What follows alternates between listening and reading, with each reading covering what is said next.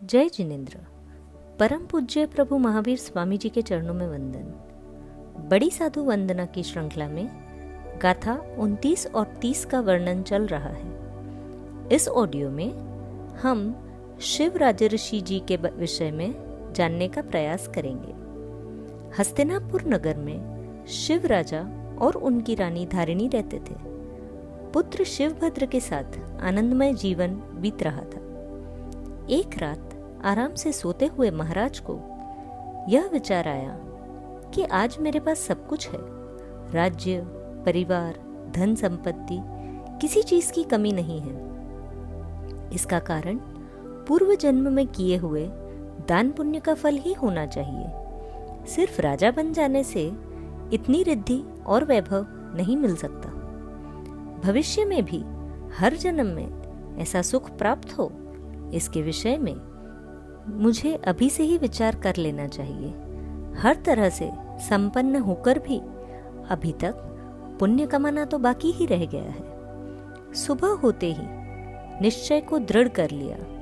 पुत्र का राज्य अभिषेक किया।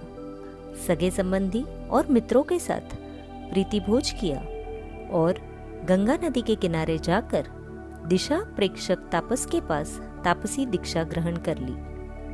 दीक्षा लेकर बेले बेले की तपस्या के साथ दिक्चक्रवाल तप करने लगे। शुभ भाव से अंतकरण की पवित्रता के कारण ज्ञानावर्णीय कर्म का क्षय हुआ और शिव राजर्षि को विभंग ज्ञान उत्पन्न हुआ। इससे उन्हें लोक में 7 द्वीप और 7 समुद्र दिखाई देने लगे। वे अपने आप को सर्वज्ञ मानने लगे। वे सभी से कहने लगे, लोक में 7 द्वीप और 7 समुद्र ही है, उसके आगे कुछ नहीं, सिर्फ अंधकार ही अंधकार है। संयोग से उस समय प्रभु महावीर स्वामी जी भी हस्तिनापुर नगर के सहस्राम्र उद्यान में पधारे। राजा प्रजा सभी दर्शन करने आए। देशना सुनकर सभी लौट गए। फिर गौतम स्वामी जी गोचरी के लिए नगर में गए। वहां शिव राजर्षि के ज्ञान के विषय में सुना। फिर प्रभु के पास आकर सत्य क्या है यह जानने का प्रयास किया।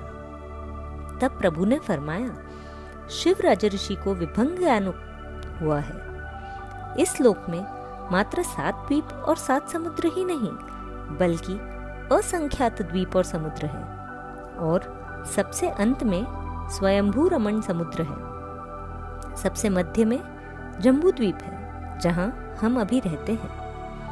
यह बात शिव राजर्षि के कानों तक भी पहुंची। सुनकर उन्हें अपने ज्ञान पे शंका हुई।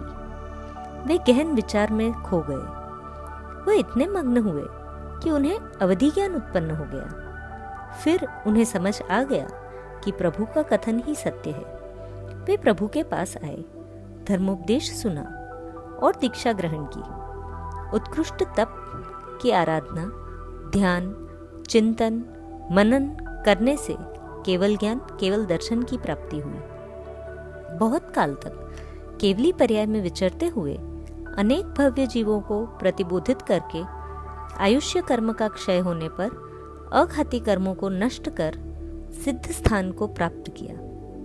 जिन आज्ञा विरुद्ध कुछ कहने में आया हो तो हाथ जोड़कर मिच्छामि दुक्कडम। धन्यवाद।